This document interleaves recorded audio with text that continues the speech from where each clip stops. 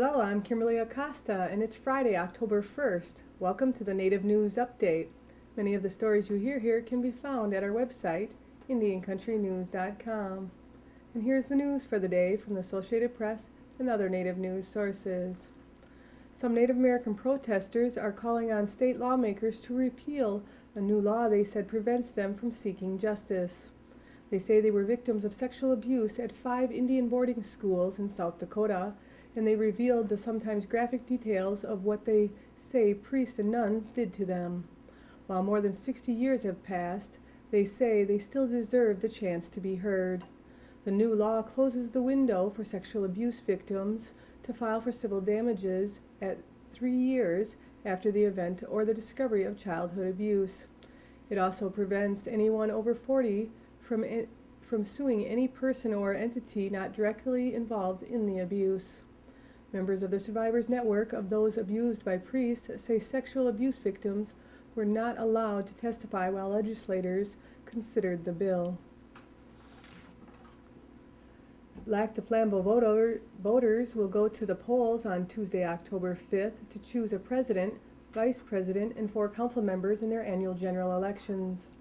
Voting is open to all Lac du Flambeau tribal members, with Jerome Brooks Big John running against challenger Tom Mulson for chairman, and Vice D. May running against William Buzz Basin for vice chair. 8 candidates are also running for 4 council seats.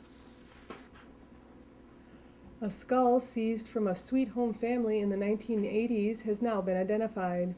Linn County, Oregon Sheriff's detectives say the human skull has been identified as a Native American and has been returned to the Confederated Tribes of the Grand Ronde. In May of 1984, a sheriff's deputy seized the skull from the family of a 7-year-old boy who had taken it to school for show and tell. The boy's family told the sheriff's office that the boy had gotten it from a friend who had borrowed it from his father.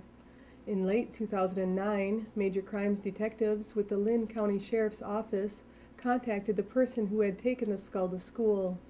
He gave information about his friend and his friend's father. Detectives found that both of them are now deceased. Officials say the remains will be reburied according to customs of the respective tribe. Services for Dr. Peter Hanson of Lac du Flambeau was scheduled to be held on October 1st at the Lac du Flambeau Multipurpose Building. Dr. Hanson is survived by his wife, Goldie Buckskin Larson, who was best known for his interest in cardiovascular medicine with research and prevention as his primary goals. After his retirement in 2000, he continued to serve as a consultant on cardiovascular disease and diabetes prevention for the Great Lakes Intertribal Council. As a student, Hanson had an early interest in wildlife biology and worked for Ducks Unlimited in Manitoba, Canada, where he was required to learn the knowledge of the Ojibwe language.